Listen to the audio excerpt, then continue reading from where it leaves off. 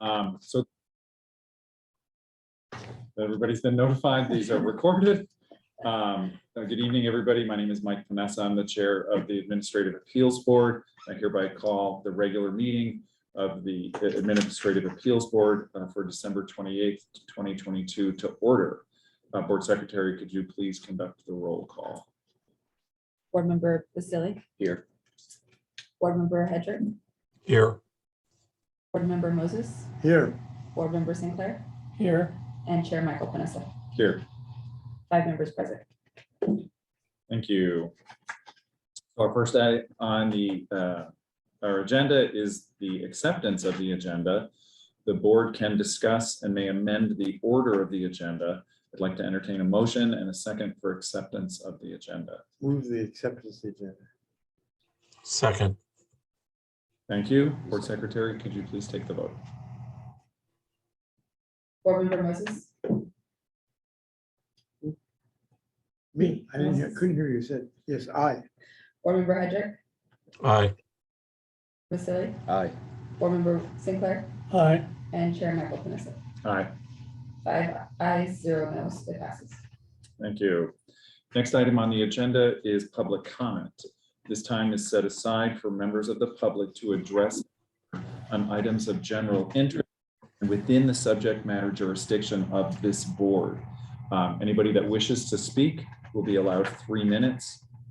And although the board values your comments pursuant to the Brown Act, this board generally cannot take any action on any item not listed on the posted agenda.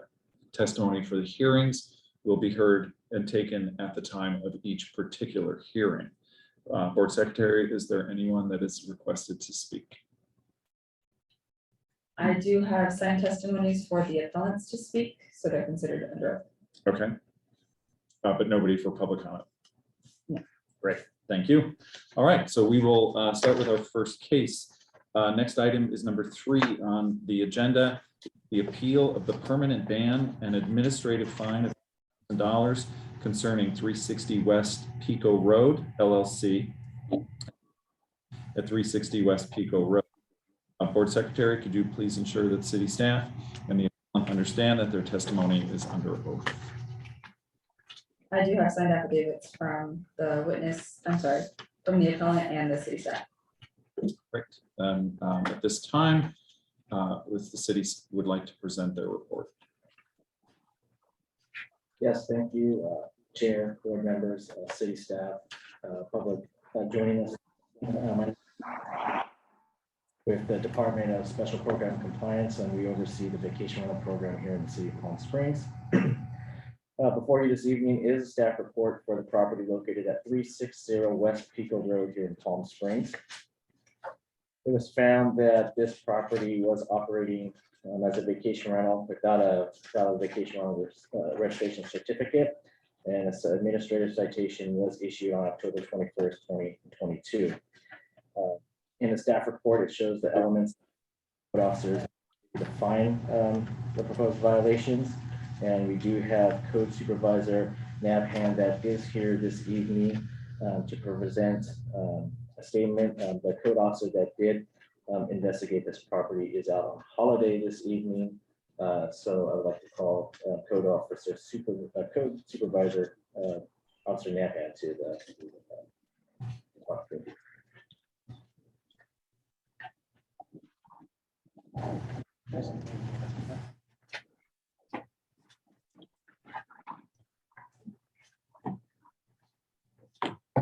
Evening, members of the board. My name is Ben Chapman, like Patrick mentioned. I'm the code supervisor for the City of Palm Springs, overseeing vacation rentals. So I have a statement that was provided by the issuing officer, Officer Wade. Unfortunately, he wasn't able to be here tonight.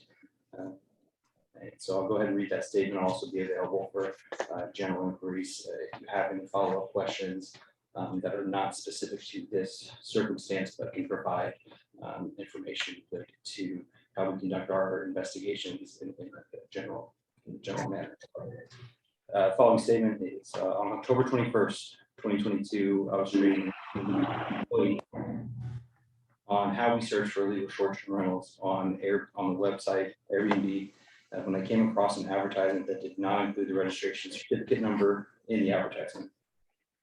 As this is a key indicator of illegal unregistered short-term rentals, I looked further into the information on the page. I was able to match the photos in the Airbnb listing with the address 360 West Pico Road from Google search. The waterfall in the backyard pool is very distinct, matches in both pictures. I checked the short-term rental master list and didn't see any registration in the address. I contacted the advertiser to get more information regarding the rental and to confirm it was being rented on a short-term basis. I was able to confirm a booking for 3 nights from December 16th, 2022 to December 19th, 2022 without a valid short-term rental certificate. This is a violation of PSMC 525-090C. It's also a violation of operating vacation rental without a vacation rental registration certificate. I issued administrative citation AB 0411 to the owner of the property and mailed it to the address on file.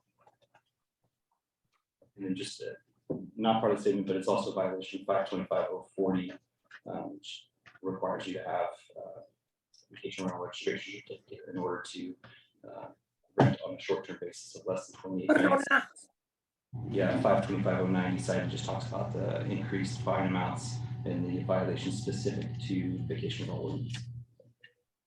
So that's that was a statement from Officer Wade, and like I said, I'm available if you guys have any questions. Anything further from the city? Yes, Chair, thank you. Just additionally in the staff report, you'll see a background section. Our Department of Special Program Compliance did receive a completed application for this property for vacation rental certificate on August 11th, 2022. And that application was in process. On September 26th, a code officer did complete a safety inspection, which is part of the application processing for a safety certificate or a vacation rental registration certificate. And then on October 21st is when that citation was issued for operating without that certificate. That certificate was not issued prior to the violation and it has not been issued since. That's all I have. All right, thank you. Nothing further from the city? Nothing further. Thank you. All right, thank you. At this time, we'll open it up to questions from the board to the city. Why don't we start with Mr. Hedrick? No questions. Thank you. Thank you, Mr. Sinclair. Nothing here. Mr. Moses. No questions. No questions. Okay. So, all right, just for my understanding, they had applied for a permit during the process is when they got this citation, and that's why the permit was not issued. That's correct. Okay.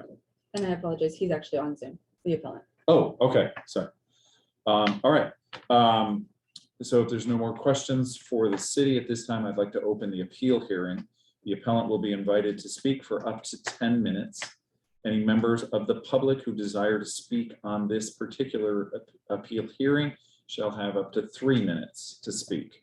If any member of the public chooses to testify, the appellant will be invited to provide a rebuttal for up to an additional 2 minutes. Board Secretary, can you please begin the public testimony period? City staff, proponents, and any other individual who desires to testify under this appeal hearing under the laws of perjury, if you choose to speak, you hereby accept and acknowledge that your testimony shall be the truth, the whole truth, and nothing but the truth. Yes. Yes. Hello. Can you hear me? Yes, and go ahead. You have 10 minutes. Yeah. Sorry about that. I tried to reschedule and I would like to be in person, but you know, I was not able. So I'm so sorry if there is a bit of noise here. I'm traveling. I'm in the middle of something.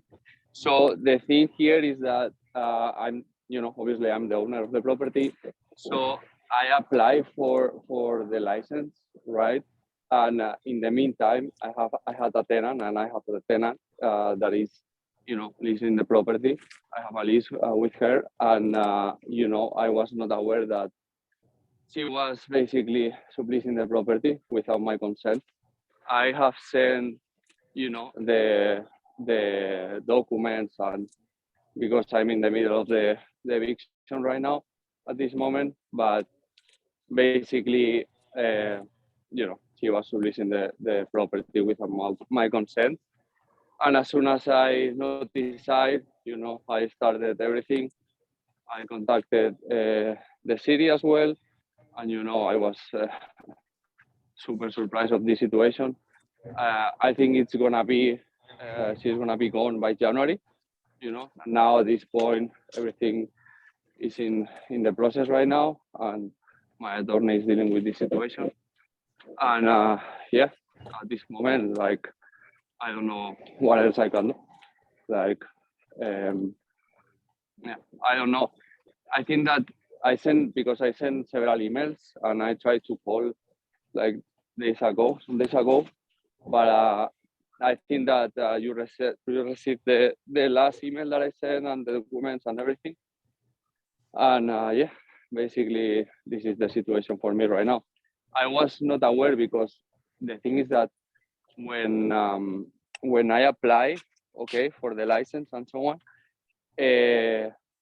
I passed the inspection, and I was just waiting for the permit.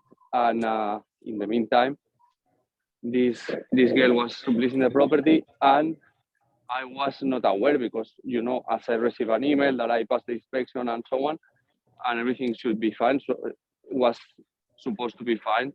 So I was not aware, but my license, as far as I understood, is declined right now at this moment. And I would like to appeal and continue with the process as soon as this tenant is gone from the property.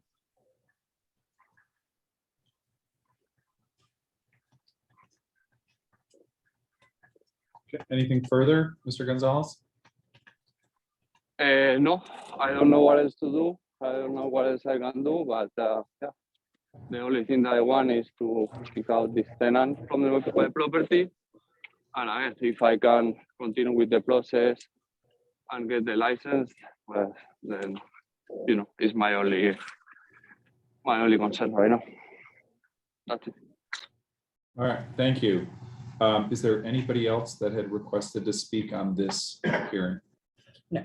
Okay, thank you. Okay, Mr. Gonzalez, if there's nothing further from you, at this point, we'll open it up for board members to ask you questions. Why don't we start with Mr. Hedrick? So it's my understanding that you own the property. You had it rented to a full-time tenant. You had also applied for a vacation rental certificate, assuming that the tenant was leaving in January. But the tenant is the one that put up the ad and did the vacation rental, tried to do a vacation rental. Is that correct, sir? That's correct. So the lease that I have with her is a 3-month lease, possibly to renew it for a month, 2 months. But the plan was that she was gonna be there for 3 months, And in the meantime, I applied for my license, and she was subleasing the property without my permission. Yes. And is she any relationship to you? Daughter, girlfriend, neighbor, relative? No, not at all. Just strictly a tenant landlord situation? Correct. And did she know that you had applied for a vacation rental permit? Yes, I did. I didn't explain her everything, but I had to explain, that I had an inspection and something like that. But no, I didn't explain the reason about that. But no, actually, no, she didn't know. I have a question for the city, but I guess I have to wait later, right? Chair Panessa? Go ahead and ask it. So for the city, who did you get a response from when you, when there was an attempt to do a rental in December? Let me go ahead and pull that section up on the staff report here. Before you answer that, can I ask one question while you're looking for Mr. Gonzalez, can you tell us the name of your tenant? Surjay Flores. Say again, I'm sorry. Surjay Flores. Okay, thank you. Yeah, looks like Code Officer Wade made an inquiry and Amarisa responded, inviting them to complete the booking for 2 guests between December 16th and 19th.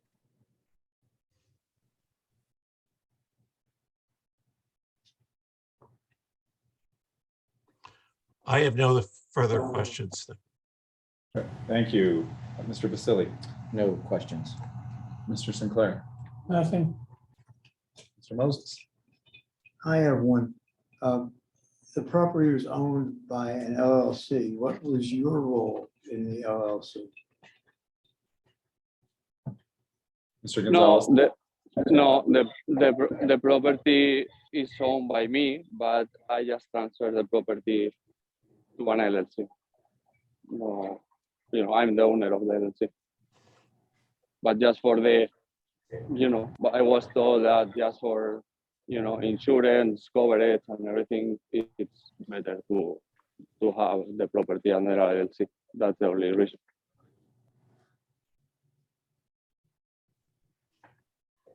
No further questions. All right. Okay, so this might be reiterating some of what Mr. Hedrick asked, but so your tenant was there for how long? She was gonna be 3 months. She was gonna be staying for 3 months. Now I'm evicting her, and because the end of the lease was on December 15th. So, wait, let me make sure I understood that. The lease ended December 15th? Yeah, so she was gonna be staying August, September, October, and then until November 15th, and then renew it for. So after that, it was gonna be month to month, but basically she's staying there because I cannot kick her out right now. I'm in the process of the eviction right now with her. So are you in the process of evicting her? Is that what I heard? Correct. That's correct. Yes. Okay. All right, I don't think I have any other questions. Anybody else have anything else they would like to ask Mr. Gonzalez? All right, so we'll close the public portion. The next portion will be discussion amongst the board. Why don't we start with Mr. Sinclair? Obviously, we've had this situation before, and with the opinion we got last month from the legal counsel to the appeal board, it does not matter. And a matter of fact, it's strict liability. So it doesn't matter whether the owner knew of the rental or not.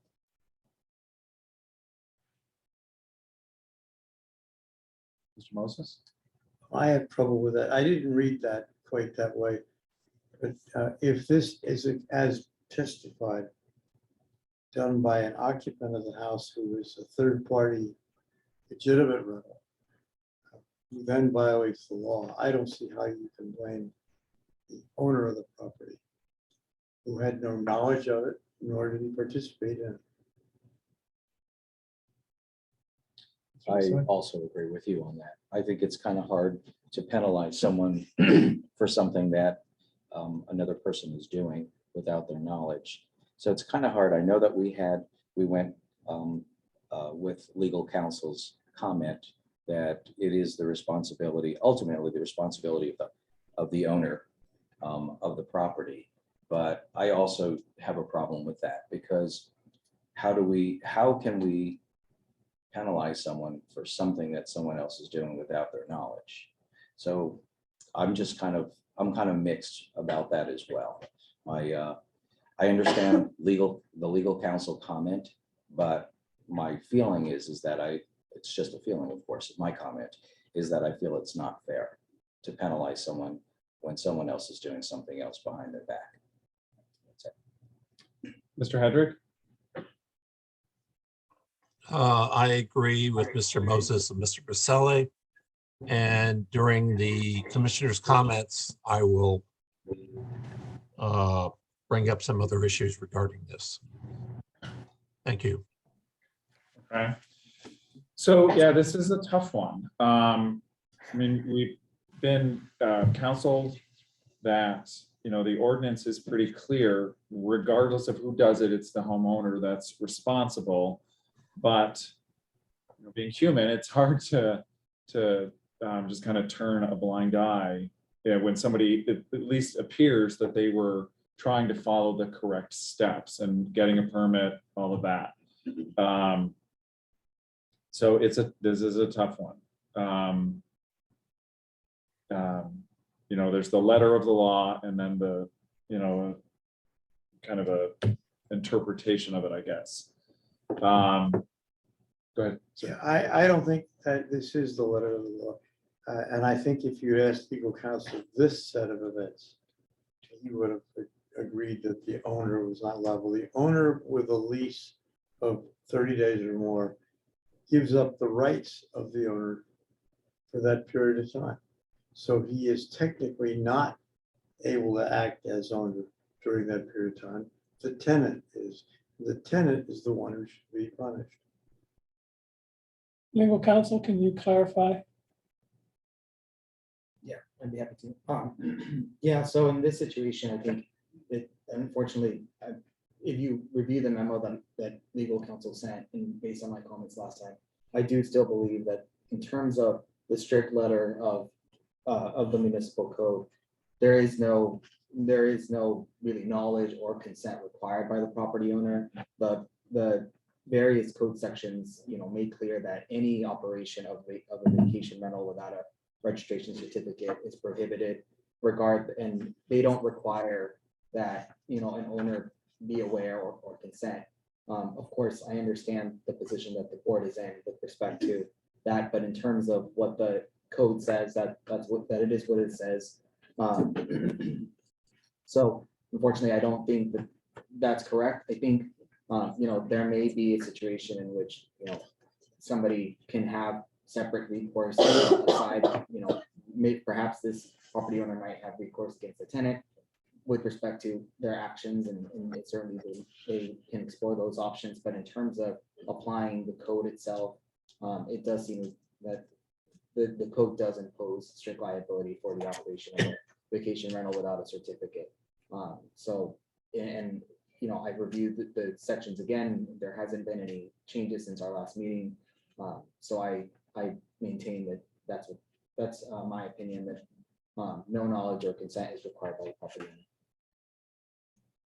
I ask the city, so I completely understand, when the attempt by the city to rent the property, who replied to it? Was it the tenant who replied or the owner? So from understanding the owner's name and then who the owner mentioned was the tenant, that name does not match. It was Maritza, I believe I said. Let me just double check. Maritza, who replied on the advertisement, and it does not appear from the appellant's testimony that was the tenant. It is, that's actually why I asked that question. The same thing I think we were getting to. Is there any knowledge on the part of the city of like how many times it was rented? I didn't see if there was like if there were a variety of reviews or anything. It looks like there's a few, actually quite a few. Yeah, it does show on the advertisement that we have, the advertisements of 5-star with 10 reviews from October 2022. And the last one that we saw in the packet shows September 2022. And just kind of looking over the reviews from the guests that stay at the property, there are no other names mentioned other than Maritza. Yeah. So I think I read the opinion as addressing situations where an owner is an owner and owns the property and no one else does. And no one else has the rights to the property, but someone with an association with him violates the law. This is not that case. He has made an appropriate and legal lease to someone else. That takes all control of the property away from him for that period of time. I don't read that opinion as requiring holding him responsible. But the way the ordinance is written, it states the owner. Whether somebody else has tenant rights, the ordinance refers to the owner. Now, I think what you're saying is that, with a lease, somebody else has those rights. But the ordinance says that the owner is still accountable. Because I guess, I don't want to put words in your mouth, but the city's perspective is they have to hold somebody accountable, and the city has chosen that the owner is accountable. Maybe ask the appellant who Marissa is, if he knows. Mr. Gonzalez, do you know who this Marisa, I'm not sure if I'm saying it correctly. No, I have no idea. The thing is that here is that how can I know? It's impossible for me to know to know this. Like, if I had a tenant there, it's like, to have a normal person living there and that's it. I cannot have control. It's impossible to me. Like, how can I know? How can I do something? As soon as I knew it, I started the process and that's why, I started all the eviction process and everything. And I want this tenant to be done, to be gone as soon as possible. But for me, it was impossible to do something because I was not aware. How can I do something? You know what I mean? That's the situation here. The name, I don't know. I don't know the name that she was using, or I don't have no idea. But the thing here is that, the situation is crazy. It's so bad. But the point here is that I cannot have control about why it's impossible for me to know. Like, what do you want me to do? Like, check the listings or go to the property and check what she was doing and so on. Like, I cannot do that. Like, I don't understand what else I can do, honestly. I do have one question for the city, and that is, so the citation was issued in October, is that correct? Yes, I think so. And then my question would be is, when was the application for the permit done or submitted? So the application was submitted in August.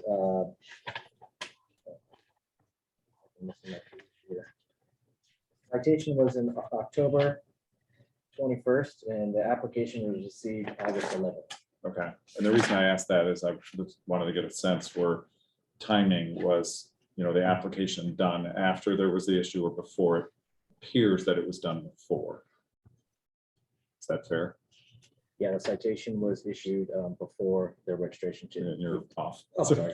Yes, the citation was issued before the rental certificate would have been issued. But the application was done well in advance of that. Of course, yeah. Okay. August.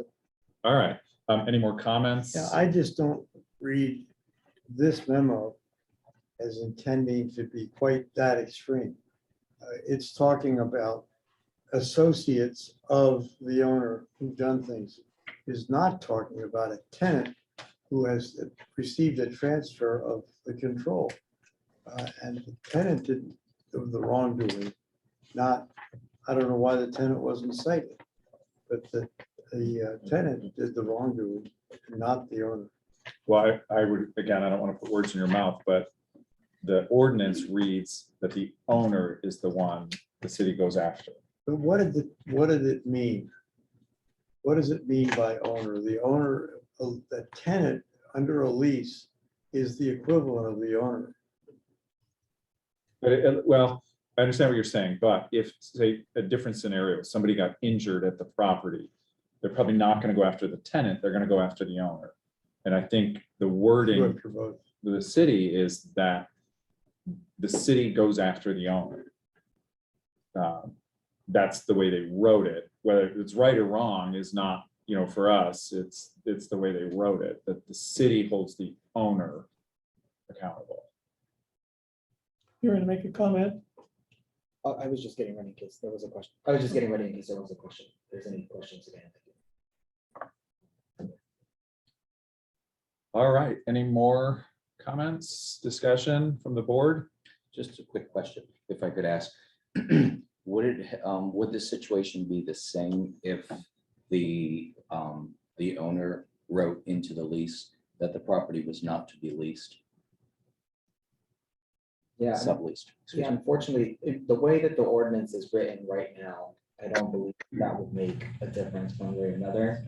Again, as I mentioned, that might affect, what recourse the owner might have against the tenant independently of this action, for violations of the tenant that give rise to something like this. But unfortunately, or, not unfortunately, but just in terms of factually, the way that the ordinance is written right now, there is no distinction between, an owner that has a tenant that is aware that this is prohibited or not. Of course, an owner might take those precautions to avoid a violation, especially in light of the strict liability that the code imposes right now. But that's how it's written at this time. Thank you. Can I ask counsel if the issue were a noisy party, would the owner be penalized, and there was a tenant, and the tenant had the disruptive party? Would the law go back to the owner for that penalty, or would it go to the tenant? I'm not intimately aware with the, noise regulations of the city, so because my opinion is based solely on the text of the code with respect to vacation rentals and the operation of a vacation rental without a certificate, that's what my opinion is limited to. It would depend on, the text of the code with respect to noise, regulation violations, so I can imagine that, the code could say something like, a property cannot exceed this noise level. In that case, you could see that there's no knowledge or consent required there. But it might not be that way. So I can't really opine without knowing what the text is. I can only opine with respect to the text of the vacation rental ordinance. And that text, specifically says, for example, in the memo that I sent, I cite some specific code sections and what they say. And you'll see that, the very first example is the operation of a vacation rental or insurance just without a vacation rental certificate is prohibited.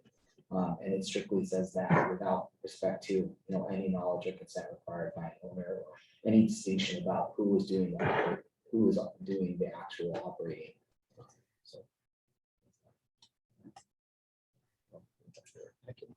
So I Can can I, sorry, can I just say something very quick? Sorry, the member of the city staff has something to add. So our practice of an instance of an active disturbance, so whether it's an issue of music being played that can be heard beyond the property lines or too many vehicles, the reason that those citations get issued to the responsible person, not the owner, is that our operating requirements require that each owner enters into a contract with the responsible person. And so as part of that process, they have to sign a statement of rules and regulations, which acknowledges that they've reviewed the good neighbor brochure and they're going to adhere to the rules. That it also establishes liability if there are any violations of those specific rules outlined in the good neighbor brochure, that they would be held accountable. So that responsible person is the person that enters into the contract with the owner, and they're ultimately responsible for any of their guests' behavior at the property. So that's why a music complaint or too many vehicles or too many occupants would be issued to the responsible person and not to the property owner. Now, there are still, penalties that get levied onto the owner in the form of an infraction. And that's when we see them here. If there's 3 infractions within a 12-month period, their property would get suspended. So there's that accountability side to hold the owner responsible. But as far as creating that disturbance, because the owner's not on property playing the music, that citation does go to the responsible person, who is the person that entered into the contract with the owner. But as far as unregistered rental activity, there's no contracts that are entered into with any party. So that's why the person of responsibility is considered the owner. That helps. Mr. Gonzalez, did you have one last brief comment? Mr. Hector. Yes. So the only thing that the last thing that I would like to say is that if all the boards can put, in my skin, like imagine that you have a lease with someone, okay, she is in your property and you are doing things correctly and you are having a lease with her, and in the lease, because I send all the documents as well, so you can review it, and it's very clear that says in the lease that she cannot sublease the property. Okay, if she does, I think is that my only option is go against her, and that's what I'm doing right now. But because she's doing something without my permission, I don't think I should be fined and I should be in this situation, because someone else is doing something that is, under my control in my property, being like having the lease and having very clear the rules that I have in my house, and she cannot release the property. I think that the only thing that I can do is the thing that I'm doing now. And honestly, it's very frustrating that that I'm going to do through this situation. Is my only thing. That's it. Thank you. And finally, Mr. Hedrick, did you have a comment? Well, I'm ready to make a motion if people are willing to accept one now. Anyone else have any more comments? All right, if we could have a motion and a second. So I make a motion that we overturn the ban and the $5,000 fine. And I will explain during commissioner comments why I'm making the motion this way, but I am making that motion. I'll second it. All right, Board Secretary, will you call the vote, please? Board Member Hedrick, Aye. Board Member Moses, Aye. Board Member Sinclair, No, Board Member Basili, Aye. and Chair Panessa. No. It passes 3-2 on overturn. All right. Thank you, everybody. So, Mr. Gonzalez, you won your appeal. The city will be contacting you in a more official capacity soon. I want to thank everyone for their time and effort on this case, and now we will move on to the next Can I case. ask one thing? I'd like to ask council to check with corporate council, whatever we call it, the overall domain you work. If this fact, if it was under a lease to a third party, whether the owner would still be liable. I'd like an opinion from you. It's a supplement to this opinion. It's another paragraph. I can certainly do that. Yeah. Thank you. All right, we're going to move on to the next case. Next item is number 4 on the agenda. It concerns the property at 2600 East Vincentia Road. And it is an appeal of the $5,000 fine and an administrative decision that Su Ling Tian, apologize if I'm not saying that correctly, is permanently ineligible to operate a vacation rental in the city of Palm Springs. Board Secretary, could you please ensure that the city staff and the appellant understand that their testimony is under oath? City staff appellants and any other individual who desires to testify under this appeal hearing under the laws of perjury, if you choose to speak, you hereby accept and acknowledge that your testimony shall be the truth, the whole truth, and nothing but the truth. And I also have signed affidavits for the record. Great, thank you. The city would like to present their report. Yes, good evening. Thank you, Chair, board members, city staff, public here joining us this evening. My name is Patrick Clifford with the Department of Special Program Compliance, and we oversee the vacation rental program here in the city of Palm Springs. And before you this evening is a staff report regarding the property located at 2600 East Vincentia Road here in Palm Springs. It was found that this property did not hold a valid vacation rental registration certificate, and was found by a code compliance officer to be operating as one, and a citation was issued on April 21st, 2022. And the code officer that did the investigation, Officer Williams, is in attendance with us this evening. I would like to invite him up. Additionally, there's some background in your staff report that does mention that our office did receive an application on April 19th, 2022. However, this application was missing some material and was rejected and sent back to the appellant and the owner of the property. And now April 21st, additionally, that's when citation AB 0380 was issued for the violation found on April 19th, 2022. And again, I would invite Officer Williams for his testimony. Thank you. Good evening, Board. My name is David Williams, Code Compliance Officer with the City of Palm Springs. On April 19th, 2022, an application for short-term rental was received at the Office of Special Program Compliance. The application was rejected by city staff and returned to the applicant on April 19th as it was incomplete and missing required documentation. When applications are received in the office, a quick check of the major hosting platforms is done to see if there's an advertisement active, and if so, that they are only advertising for long-term stays of over 28 minutes. At that time, an advertisement was found on Airbnb, and that's attachment 6 in your packets. Staff entered the dates of May 15th to May 18th and noted that the dates were accepted and no minimum night stay was required. Office staff then forwarded the advertisement to me to follow up and investigate. On April 19th, I sent a booking inquiry to the host, which is attachment 8 in your packet.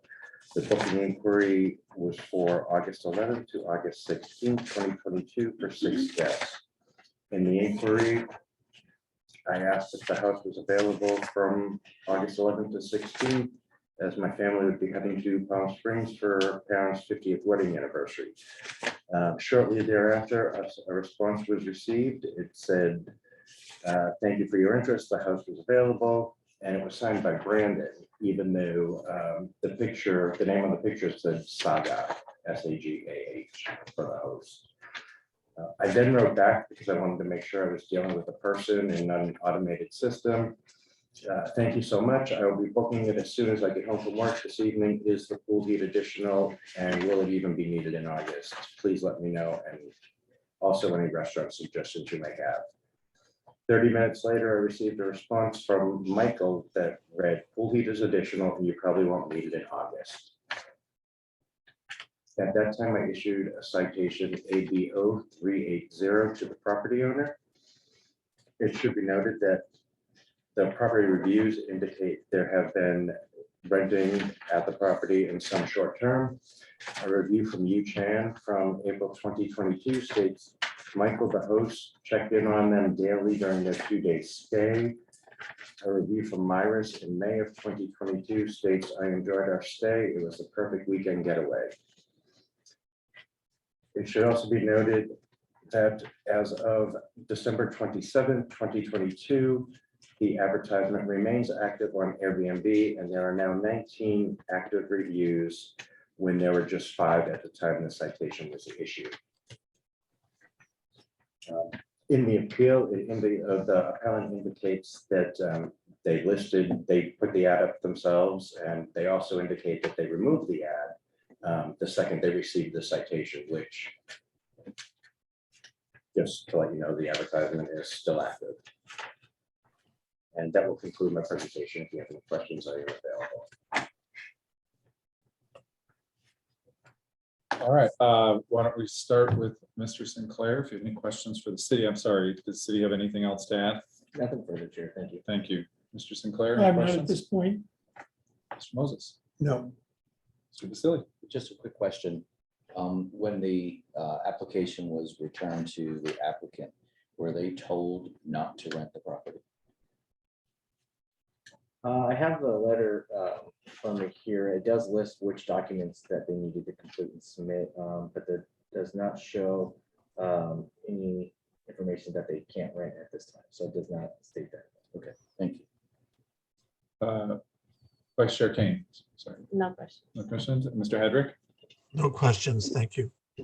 All right, so, Williams, yeah, something you touched on towards the end of your testimony.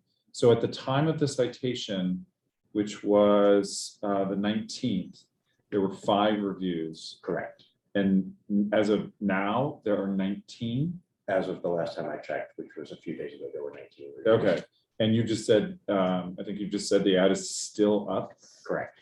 Okay, and do you know, when you checked and saw that it was still up, is it still up? Zero With a- minimum nights. Say again? 0 minimum nights. 0 requirement. minimum, okay. All right, any more questions for the city? Sure. I'd like to clarify one more. Sure, question. go ahead. I did want to clarify though, in our application, where the owner does sign, it does state that they are not authorized to advertise or otherwise operate a vacation rental until you receive specific written authorizations from our department, and that administrative fines and penalties will apply. And that's in the application, but not in the letter that was in consideration. Mr. Clifford, has any transient occupancy tax been paid? Not on behalf of this property. Is it true that if with no permit or no tax permit, they have no way to pay the tax, they couldn't pay tax if they have no permit?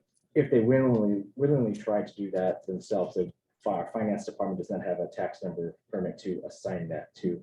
But as far as if the violation is found valid and upheld, what could happen is our department will do an overview with finance to find out how many appropriate stays were happened at the property, and do an audit, and then send out a tax, I guess you say collection notice, and that would get applied. I believe it's miscellaneous, I'm not sure, but the actual account, but they do attempt to collect that. All right, thank you. Anything further in terms of questions for the city? Okay, at this time, I'd like to open the appeal hearing. The appellant will be invited to speak for up to 10 minutes. Any member of the public who desires to speak on this particular appeal hearing shall have up to 3 minutes. If any member of the public testifies, the appellant will be invited to provide a rebuttal for up to 2 additional minutes. Board Secretary, could you please begin the public testimony period? The appellant is here in person, and I do have a signed affidavit, Great. Is there anybody else other than the appellant? not that I'm aware of. Your Honor. Okay, great. If the appellant would like to step up, if you could hit the button on your microphone so the light turns green and introduce yourself, and then your 10 minutes will begin. Good evening, everyone. My name is Xi Chen. I'm the son of Su Ling Tian. Su Ling Tian is my mother. She is a retired immigrant. She doesn't speak English. That is the reason why I'm here, giving the story and the situation. My mom purchased the property last year, 2021, August. The purpose of buying that property is because for her retirement. She wanted to rent out and also retire in Palm Springs. Me and my wife had a kid, so she decided to stay with us. And during that time after closing, she wanted to make some rental income. Because of her language barrier, she couldn't really get that house rented out for a very long time. So the house was sitting vacant for 7 months or 6 months straight after the closing of the property. So eventually she found a person in Orange County that does short-term rental management. And the person convinced my mom to rent the property out as a short-term rental vacation. And that person said that they have a lot of experience in doing this stuff. They rent properties all over, the country, including Palm Springs, though they're very familiar with the process, and our property would be very profitable. So my mom said yes, because the house has been vacant for 6-7 months, and she's paying for the installments. She said, okay, let's do that. So they went ahead and took pictures and did all that stuff, and they said, okay, I need you guys to sign some paperwork for the application of permits and all that stuff, which we did. And after we done that, we sent it in, and we got rejected the first time because it said that it had some missing documents. So we went back and we said what it was. They said they need some pool inspection. So we went ahead and did that and paid for it and sent the document back. And then this is the time where we found out that we had a citation. So we said, we were asking, we said, why is there such a citation? So they said, well, we needed the permits, and then the listing is up. So that's the time when we say, because my mom, first of all, she doesn't know the process, and she's asking these questions. We need the permits. We apply for the permits. But they said, well, we have to have the permits and as well. So all of a sudden it becomes our problem. When we asked the managed company, we said, so what exactly is the process? They said, this is their word. They said that, you can run the property and you can open it up and get some momentum and get some, family and friends reviews. So, and while we apply for citation, we've done this all the time, across our properties. And, that's kind of what they explained to us and said it's okay.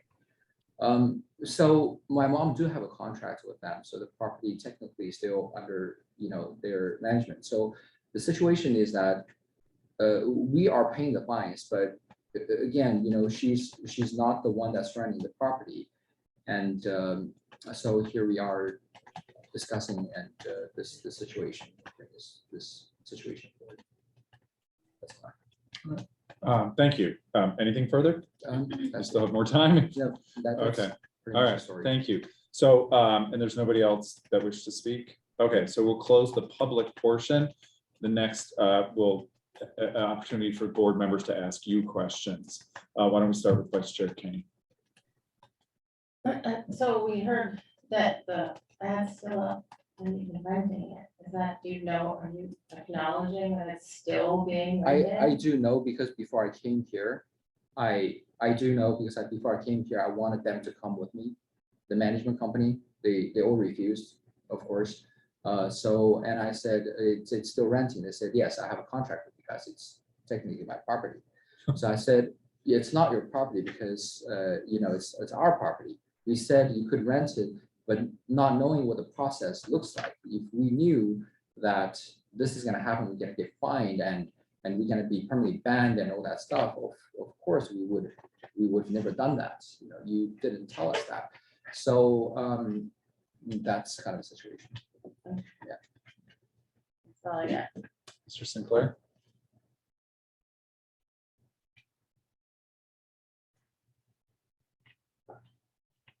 They're not from this county, they're in Orange County.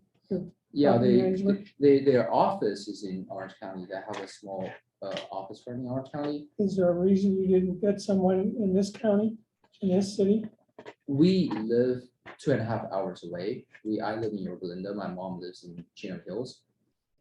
And like I said, she only speaks Chinese, so her community is very small.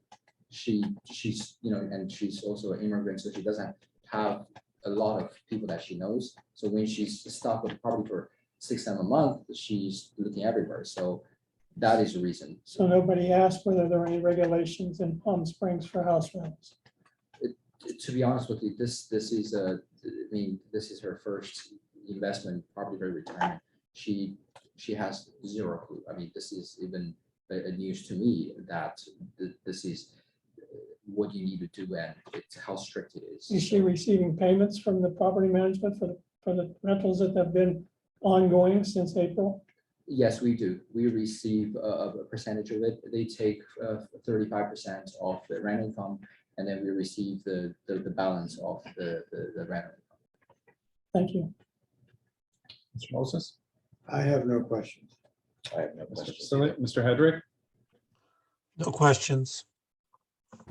So, what is the management company, by the way? Just, It's called XOH. That's the company. okay. XOH. And who set up the Airbnb ad? But they did. They did? Yeah. Okay. So you said you just checked that and acknowledged that the ad is still up. I'm really curious as to why the ad is still up. We don't have that Airbnb account. We don't have access to the ad itself. And the payment goes to their bank, and then we get a check from them afterwards once they deduct their fees. Mhm. So technically we could go and lock up the house and do all that. That's probably the only way for us to do so, but they have access to everything. And so that's why I want to kind of know what our option, what should we do in this case, in fact. Yeah. So we can't advise you if that's what Sure. you're asking. For sure. But I'm just very surprised that it's been 8 months.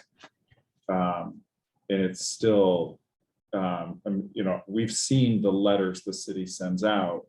They're, you know, pretty intimidating. And 8 months later, if nothing has changed, that's kind of surprising to me. Well, the situation is this.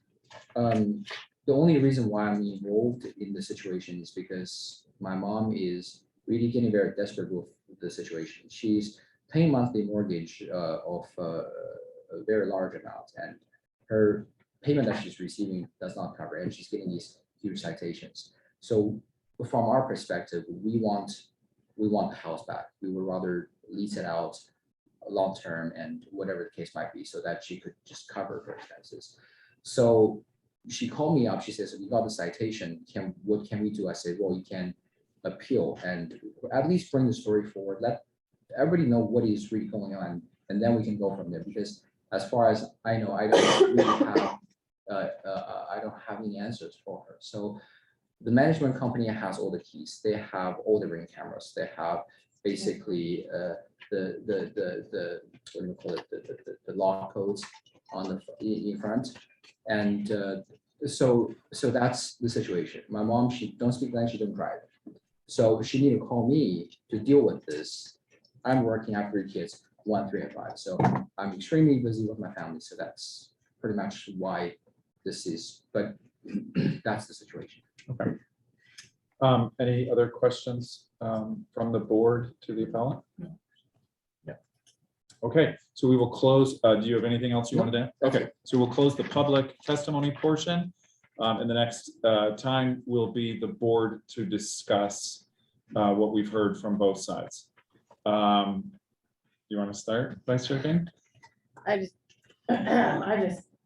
say this is a terrifying sort of situation. As far as this case goes, obviously pretty cut and dried as far as our kind of bailiwick is concerned, but wow, that's really scary that someone's taking advantage of it. This is the most egregious case we've had since I've been on the board for the last few years. And there are things they can do, change the lock, do whatever you need to do, but this, I don't know, and we can talk about it later, whether the city council changed the ordinance so we can go after somebody could go after the management company.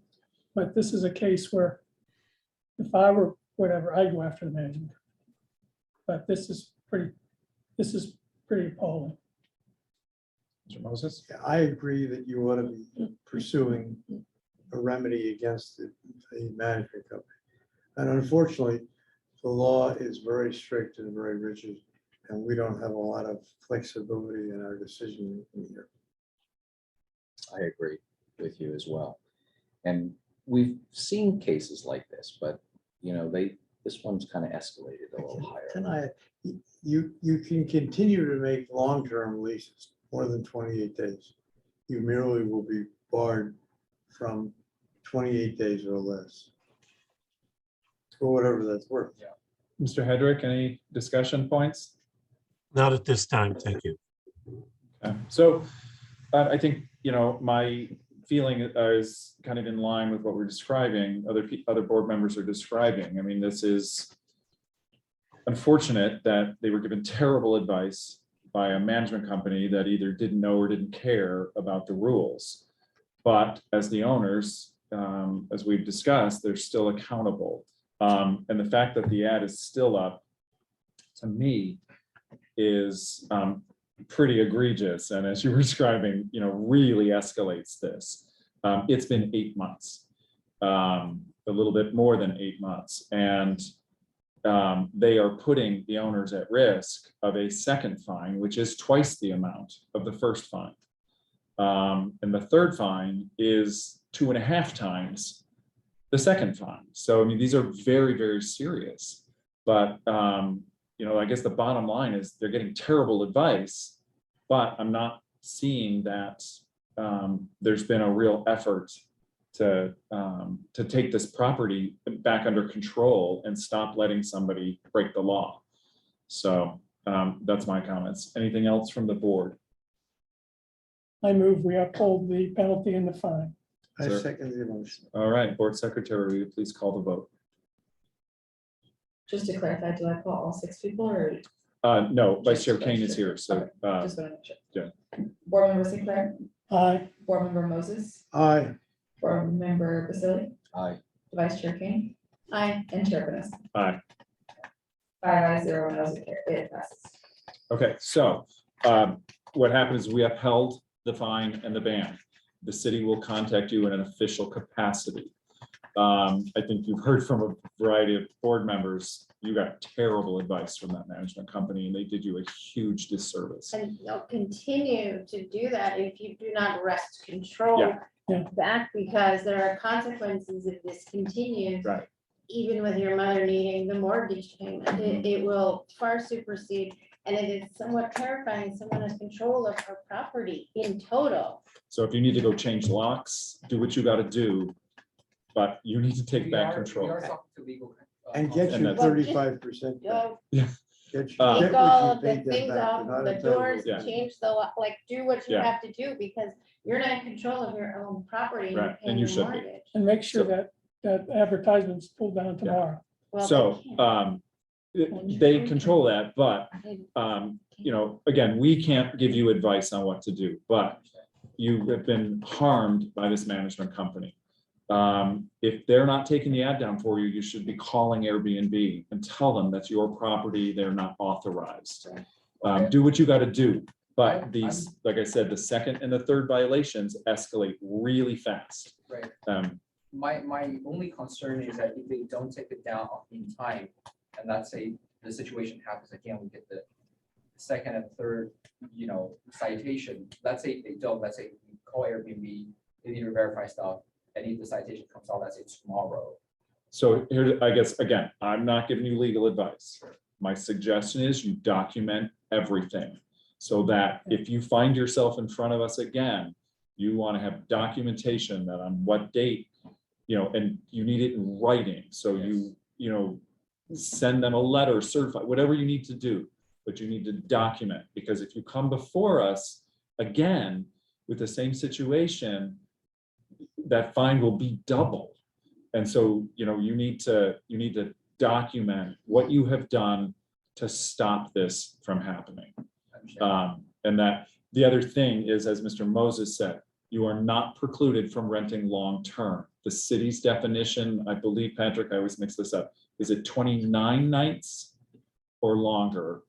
It's 28 nights or longer. We should say 29 days. Okay, so you are still allowed to do that, but right now you are prohibited from doing short-term. So anything less than 28 nights. Okay, so just so I understand, so the fine stays and she cannot do short-term Short-term, rental on the correct. property.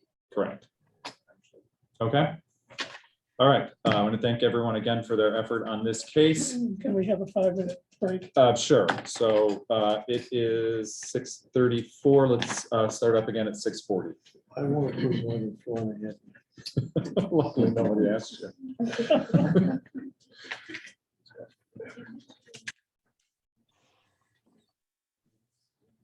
By the way, the legal advice you wouldn't give them is very good. legal advice. I'm always, from my real estate background, I'm always very careful. Like people always ask me real estate and tax advice. I'm like, I am not qualified. Do you want to start? All right, so we're going to move on to case number 5, or item number 5 in the agenda. This concerns the property at 1585 East Madrona Road in Palm Springs. It is the appeal of a $2,500 fine and an administrative decision that Wesley, I apologize if I say this wrong, Osas? All right, it's close, but not Osas. All right, thank you. We'll have a 6-month vacation rental certificate suspension. Board Secretary, could you please ensure that city staff and the appellant understand their testimony is under oath? City staff, appellants, and any other individual who desires to testify under this appeal hearing under the laws of perjury, if you choose to speak, you hereby accept and acknowledge that your testimony shall be the truth, the whole truth, and nothing but the truth. And I also have signed affidavits for the record. Thank you. City staff, would you please present your report? Yes, good evening. Thank you, Chair, Vice Chair, board members, city staff, and citizens with us for this evening. My name is Patrick Clifford with the Department of Special Program Compliance, and we oversee the vacation rental program here in the city of Palm Springs. And before you is a staff report regarding the property located at 1585 Madrona Drive, in Palm Springs. The owner for the property located at this address was issued an administrative citation AB 0415 for failure to file contract summaries to the enforcement official as required by the vacation rental ordinance for guest stays of 28 days or less at the vacation rental. The Department of Special Program Compliance determined this violation after comparing contract summary submissions to remitted transient occupancy tax that was collected by our finance department for the months of July and August 2022, showing that there were transient occupancy tax received for those months, and there was no contract summary submitted for those respective short-term stays. Staff issued, Code of Compliance Officer issued AB 0415 for failing to submit contract summaries. The code officer that did the investigation, Code Supervisor Officer Naghan, is here this evening to further provide additional testimony regarding the investigation, and I'd like to invite him to receive his testimony. Thank you.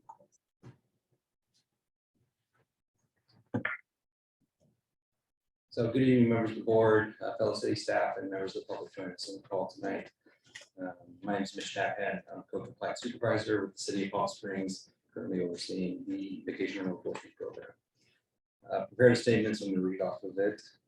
On Wednesday, October 26th, 2022, while conducting a review of submitted vacation rental transient occupancy taxes, TOT, and submitted contract summary data, it was found that the property located at 1585 Madrona Drive had recorded TOT submissions for July 2022 and August 2022, but had not submitted any contract summaries as required for any vacation rental stays during that same period.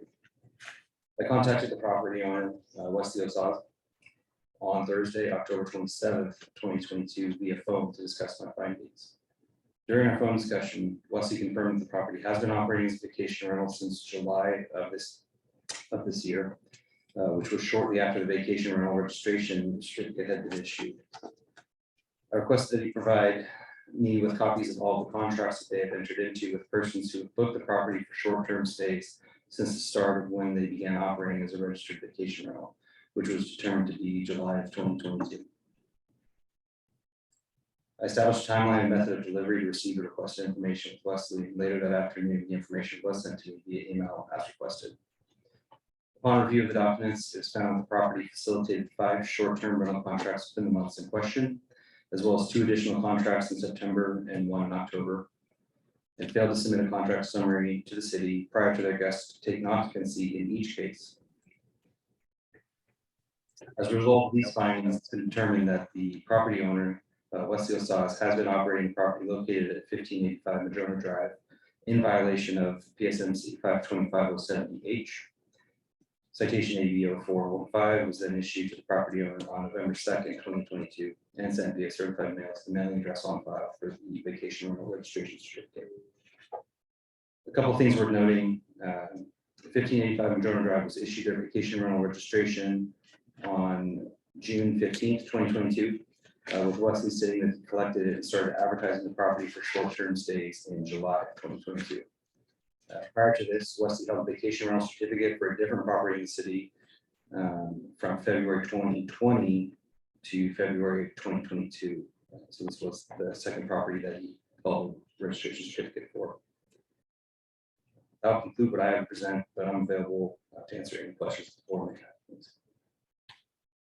Anything else from the city? Just to add a little bit more information, violation of this part of the municipal code is a 6-month suspension of the vacation rental certificate and a $2,500 fine. That suspension letter is in your packet as under attachment 5. The suspension period is for December 12th, 2022 to June 12th, 2023. And additionally, in the packet is a review of contract summaries that we did in our system, as well as a redacted version of the transient occupancy tax review, which is attachment 7. All right, anything further from the city? Nothing further. Thank you. Thank you. All right, so We'll open it up to questions from the board to the city. Why don't we start with Mr. Hedrick? All right, I think he mouthed no questions. Mr. Vasili, No questions. Mr. Moses, No questions. Mr. Sinclair. No questions. I have a question to Patrick about the appeal in the package indicates there was a previous citation and it was appealed. Is that something we know about? Or did I get that wrong?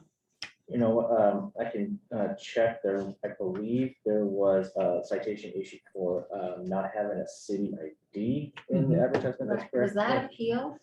I can check that. Those appeals go through our third-party contractor data ticket.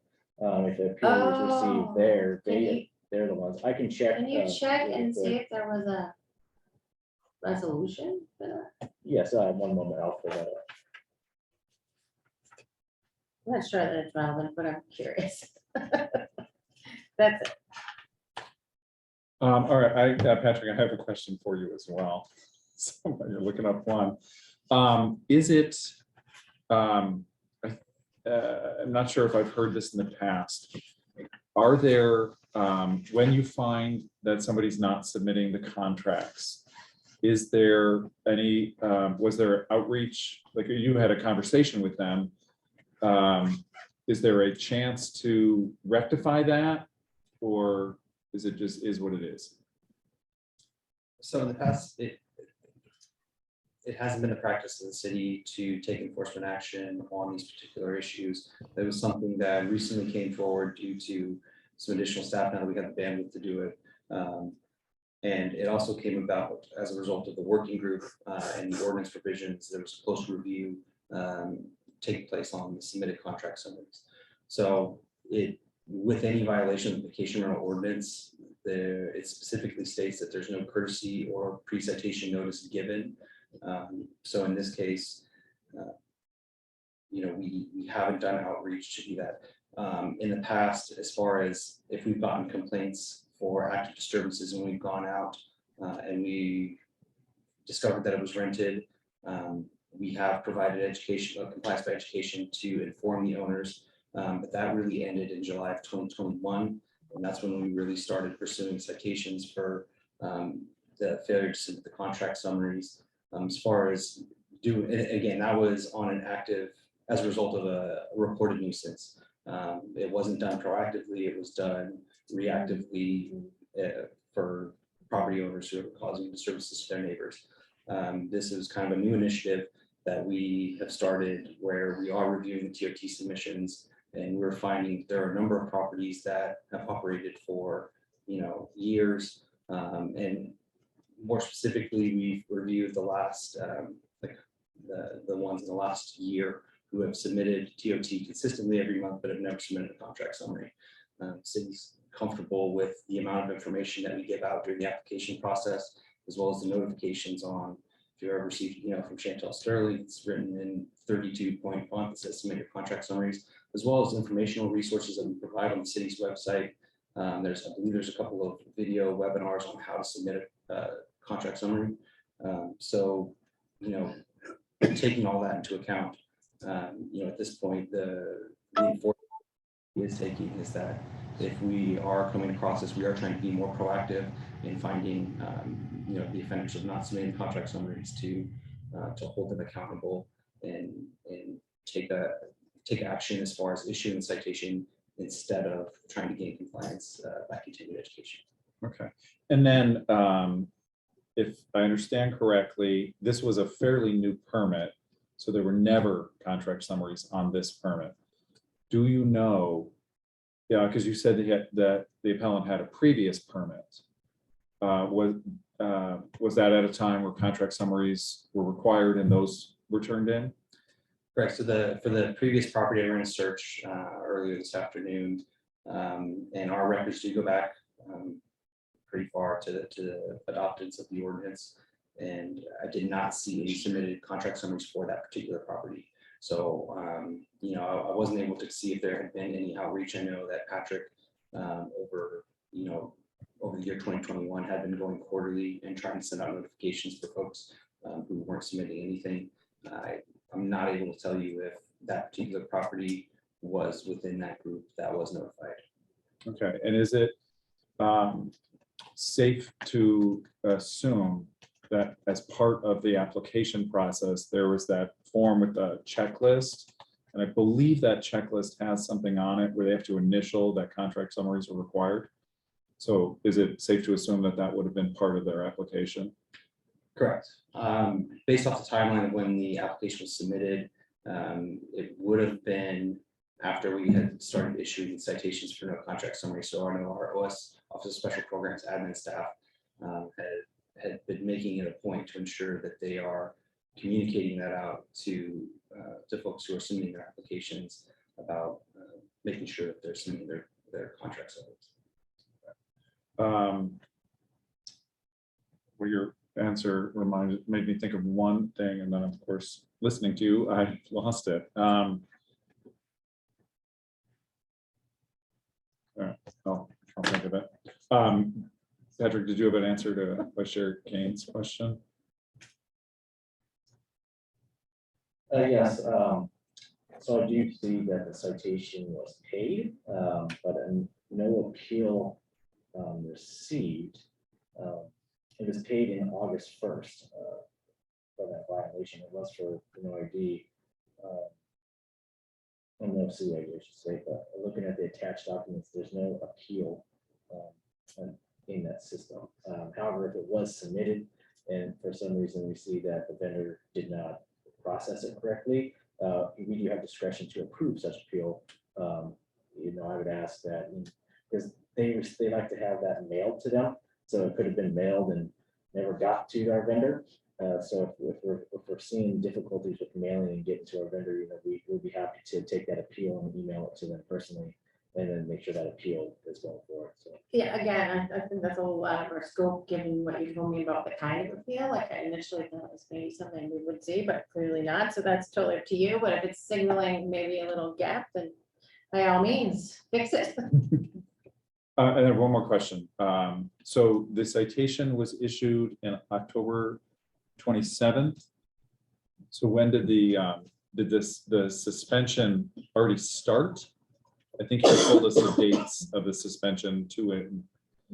So when it ends. that's correct. Yeah, so the suspension started December 12th. Yeah. We usually do get kind of like what we call just Grace. a wind down period, so there's no near term guests affected from the city's action.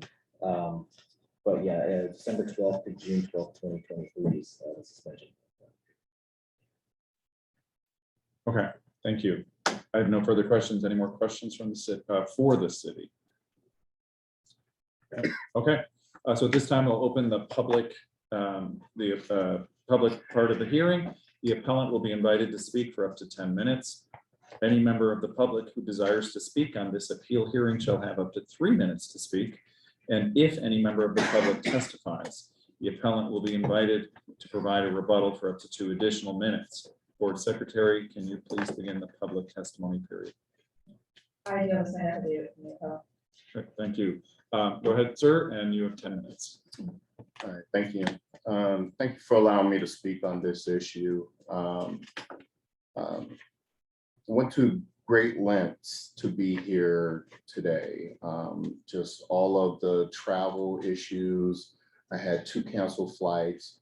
I left family time I left family time early in order to be here today. And I actually had to drive over 12 hours in order to be here. And I say all that to say that I take, this requirement and being here and having this discussion with you guys very seriously. Understand that we take our responsibilities and the rules that are set before us for the vacation rental very seriously. We've been in Palm Springs for 4 years and we love it. Our neighbors know us and we do business here. But more importantly, we're integrating into the community here. And it was our idea to buy homes down here so that we may one day retire here. This year alone, I've spent over 127 days in Palm Springs, back and forth from Northern California. This has truly been a second home to me. Palm Springs has. And throughout we thought of doing vacation rental as a means of supplementing some of that income and being able to carry the second home. But also so that it doesn't sit vacant. In the area we're in, we have a lot of porch pirates and things of that nature. So that the house doesn't sit empty in between our stays, we decided let's short-term rent it. But you know, this year short-term rentals have been low. It's been lower than it has been in previous years, and we're just now getting to this sweet spot, right? We're getting to the good time to where maybe we can make a little money in order to sustain us throughout the rest of the year. Missing 6 months would be really devastating. We're asking for some leniency here. We're requesting to lift the suspension. I made a mistake. I didn't submit all of the steps. We paid our taxes on time. I communicated all the rules to the tenants and everything as they're expected. I collected all the documentation from them that I should have. I just missed sending those contract summaries. And it was a costly error. It won't happen again. I was in the process of lining up and securing professional management prior to receiving the call in regards to this. It's my partner and I, she handles the front end, I handle the back end, the taxes paid, me doing all the paperwork. Something missed, it fell through the cracks. To state the email that we were given our certificate on, I will say that the contract summaries, and I can forward it to you, it's buried pretty far down, but it's there. So I won't deny that it's there. The previous citation was brought up. I'd like to speak to that. We were given we were granted short-term approval on 6/15, on June 15. We received a citation on June 22, in which the house wasn't even ready for rental at that point in time. And I think when we did have it on, we had it for 28 days rental only, and it was blocked. We had the amount of time that was blocked at least until July 15th, because that was when we were expecting to get for the home to be ready. So but we didn't get our certificate that by the rules is supposed to be posted in the house. We didn't get that certificate until July 5th. So I wouldn't have made the correction to place the TOT on there because I wasn't ready. I was still advertising the 28 days at that time. So we technically received a violation that before we were even ready for rental. So, and that's why I was like, what's going on here?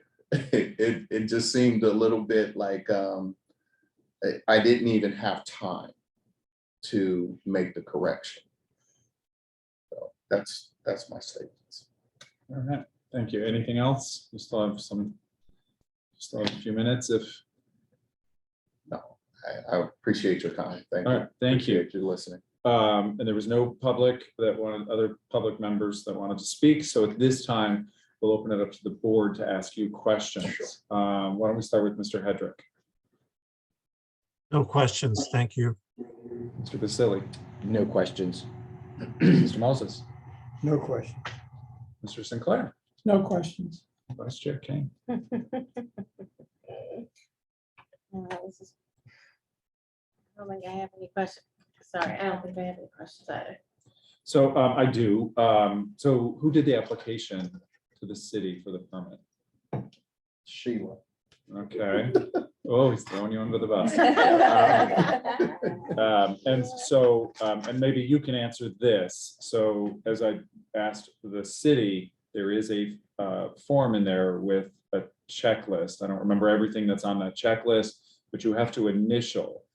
Was that you that assigned and initialed that? It was me, and being as though we were licensed prior. She's not, I don't think on the record, is she, is that? do we need to- She's not. And I she- can she sign has not. Okay, actually, if you I wouldn't can mind, sign a because, form and be on yeah, the if you wouldn't Yeah. mind. I have no We problem. can't get with you that. on the recording. But I would like to say that due to the process, there is a lag, right? So there's a lag between when we submit the application and we sign off on all of these things to do, Mhm. and to when we actually get our first our first check-in or our first booking, right? There had to be 4 or 5 months between that time. And during that time, I will say that navigating through all of the steps, there isn't a clear 1, 2, 3 step to this process, which would be really helpful. Especially if I go to pay the taxes, hey, did you complete your contract summaries? I know it's after the fact at that point that you're paying taxes, but it would be nice to have a clear 1, 2, 3 step to monthly compliance or something. But I have to go to the first page in order to get to where the contract summaries are. And then I have to go to a different page, which I earmark every month to where I have to pay the taxes. But then there's also a link to where all the documentation is that you have to provide to each guest. So it's just kind of all over the place. I couldn't imagine being, 70 years old, trying to just rent out a room in my home and dealing with, it's a lot. Where that's why I said, all right, let's get some management in to free us up some time. Okay, and so my question was, you did the application to the city. I did. So was on that page where you had to acknowledge that contract summaries, that was your signature and It was initials? my signature, and I did miss the contract summary, and I may not have even understood what the contract summary was, because once again, when we ran it before, and there was a lag, so we had an Airbnb, then we didn't for a while, then we got this home, we were able to upgrade and get this home, and we started Airbnb again. And there wasn't, the contract summary wasn't part of the process. And so even when they called, we thought we were like, yeah, here, we've done our TOT, we've done everything. And we did, we totally thought we were in compliance till we found out we weren't. And it did take me a while going through to even find, oh, this is what they were talking about. And then I showed him, it's like, this is what they were talking about. And I have a brother who had just started, and before he had any guests, I was like, this is what you got to do. And so I even told him, but it was something that was, it was an oversight in all honesty. And that's kind of why we're wrong. Because it's an oversight, but we're wrong. And so we are asking for leniency. 6 months would kind of make it to where we could possibly lose our home. Thank you. Does anybody else have any questions for the appellant? Okay, so we'll close the public testimony period. And then the next section will be for the board to discuss. Why don't we start from the other end? I don't remember where I started last time. Vice Chair Kane, if you what- want to start. Well, in this case, what are our options? Same as, Same as, same yeah, as to always, up or uphold down? yeah. Oh my God. Mr. Sinclair, Yeah, I don't have anything.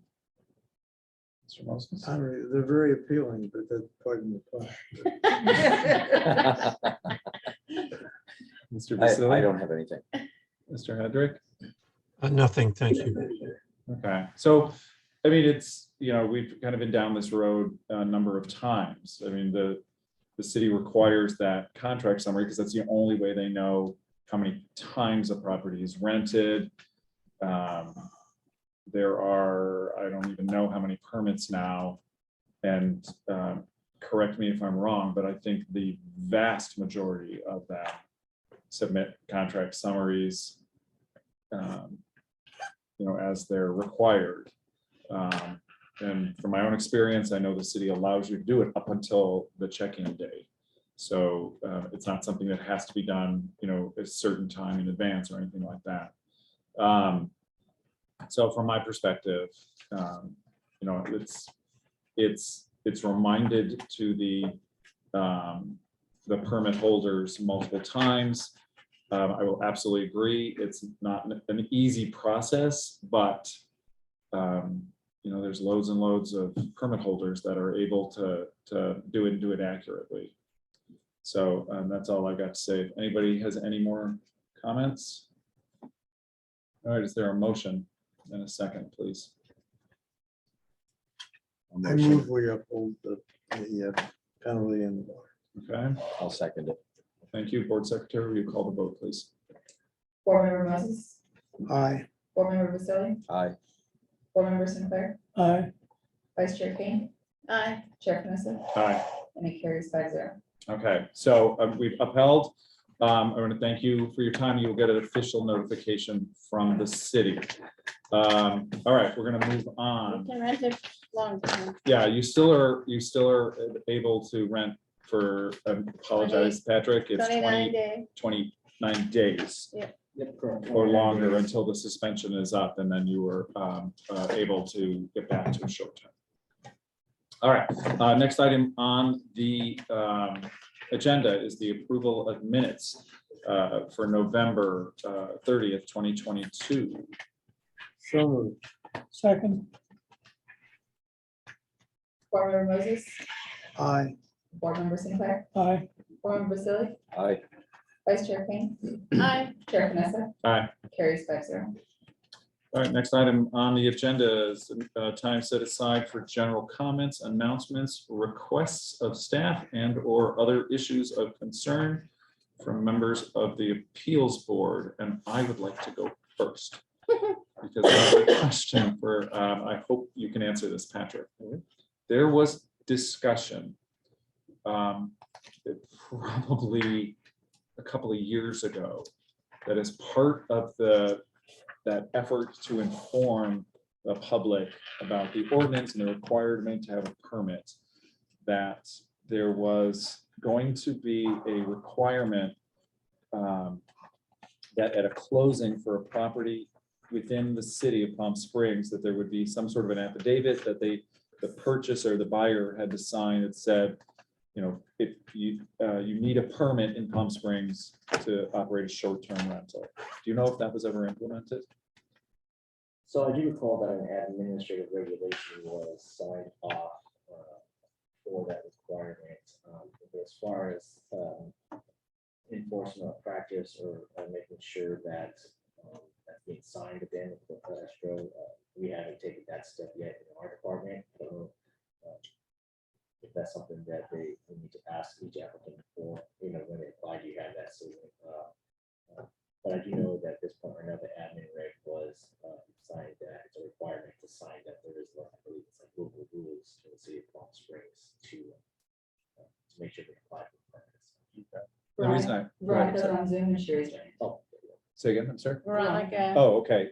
Actually, Veronica, if you want to weigh in on that, that would be great. Yes, it's been drafted and we've been working with the outreach, and I believe that Mr. Hoban has assisted us in providing that notification for the realtor. So it is something that we are currently implementing. All right, great, thank you. And just for the board, the reason I asked that is we so frequently hear people say, they didn't know, and that is just one more of those ways they probably do know.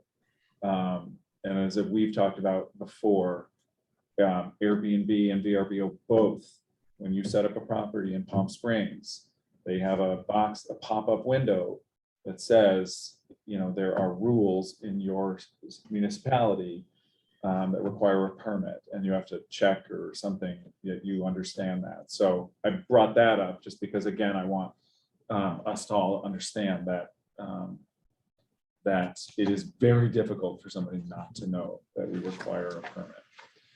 Anybody else on the board have anything? Mr. Yes. Hedrick? Well, before I start does a member of the staff want to talk about what happened at the December 5th city council meeting? You talk about the additional restriction or new restrictions? Well, I was talking about references to our board and the way we make decision-making. I watched the meeting for, actually, I was going to attend for two reasons. One, because I thought there was going to be some airport things on there. But the second, I was interested in where the restrictions are going. But there started to be a discussion about us. And one city council member who is leaving the city council said that our board goes easy on our neighbors and does not uphold fines all the time, which I found surprising. The second thing, well, I'm just going through my notes here. So I contacted Mayor Middleton and told her that, you know, of the almost 300 cases that I've been involved with, I think we've only had one or two where we didn't uphold the fine. And that we were very strict in following the code to the max. One of the things they talked about doing is to have a review process of our decisions. That everyone that has been fined or loses their case can appeal to city council. And if they get two members of the city council to agree, then the case will be brought before city council. I also brought to Mayor Middleton's attention the case of, well, both of the cases that we had tonight of where a person had no idea that their home was being rented. And I was referencing the LA gentleman. We had that case again tonight. And I also referenced the fact of where a person who's hired a vacation management company to manage their property and to do it correctly.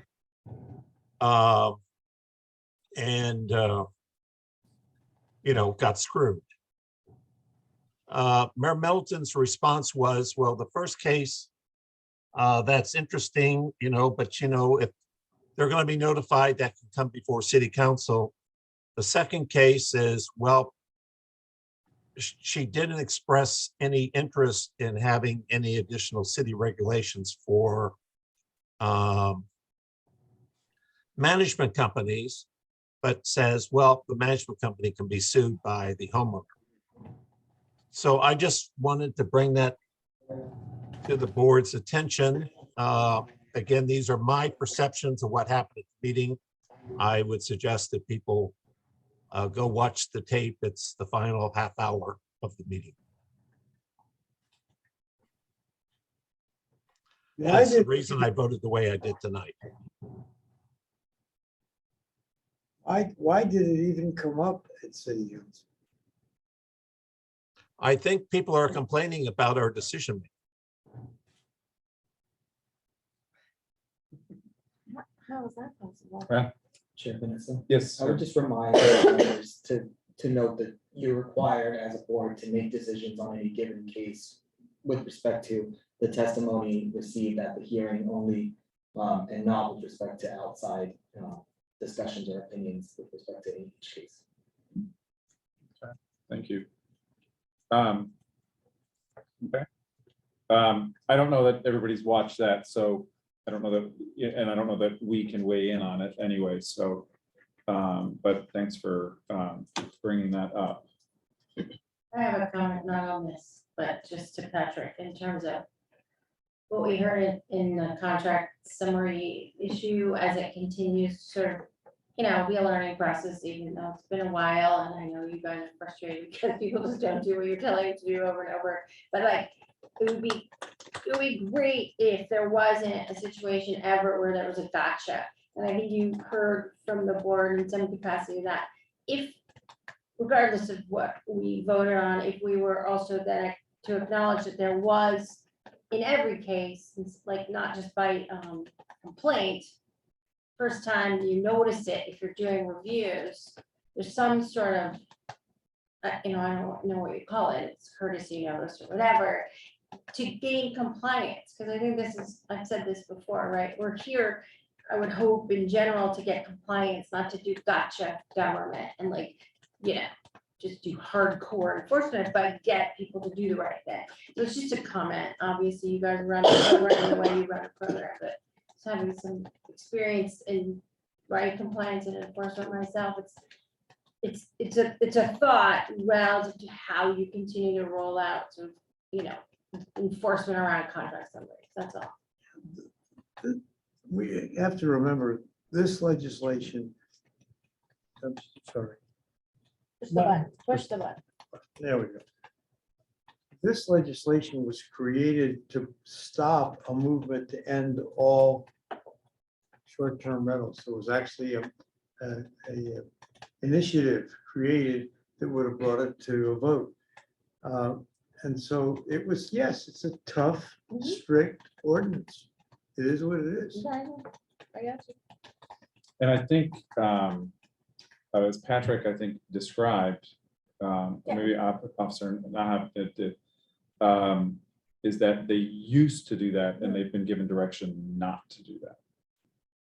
That compliance, or not, I'm sorry, you've been given direction not to do warnings and giving the people the opportunity to get into compliance. Is that fair? Yeah, that's fair. And we do have an admin reg too that states that we can issue citations immediately upon violations. However, when I took this position in 2019, we did know that there was a lot of education that needed to be done on contract summaries, and we did do, as Officer now mentioned, we did do you know, a good few years of identifying properties that weren't doing contract summaries. If I may recall doing the analysis and finding over 100 properties at a time. But yeah, but we did do that, and that's in one point we do have to make the decision. So now we need to start enforcement from that point on. But I do understand. I received the comment. It's just, if it's an administrative regulation, then it's something that you can put some discretion in, and it's just my 2 cents. Not that you're right or wrong, or anyone's doing this properly or not properly. Just if someone comes into this game new, buys a house, didn't get the benefit of all that outreach, right? Now it's just like really, really, really cut and dry. Granted, they're notified, and granted, there's a lot of ways they can learn this process. Just a thought, right, in terms of trying to move people into compliance with that, just because they can, should they? That's all. Mr. Hedrick. I have to leave early. I've got Marines waiting for me, but have a happy new year tonight. Thank you. Happy New Year to you. All right, any other comments or requests from the board? Okay, next is any updates from the city attorney to the board? I don't have any additional updates at this time. Okay, thank you. And then finally, not least, last but not least, That's the shortest conversation I've ever heard from an attorney. city clerk, any updates for the board? No updates. Next meeting is January 25th. Okay, and you did, everybody should have that list of 2023 meeting dates. And just remember that we were meeting remotely for 2.5 years. We are now meeting in person. All right, so next meeting, January 25th at 5:30 here in this room. If nobody has anything else, motion to adjourn. No need to motion, just adjourn. All right, we are adjourned. Thank you, everyone, for your time Every and effort. time, right? Every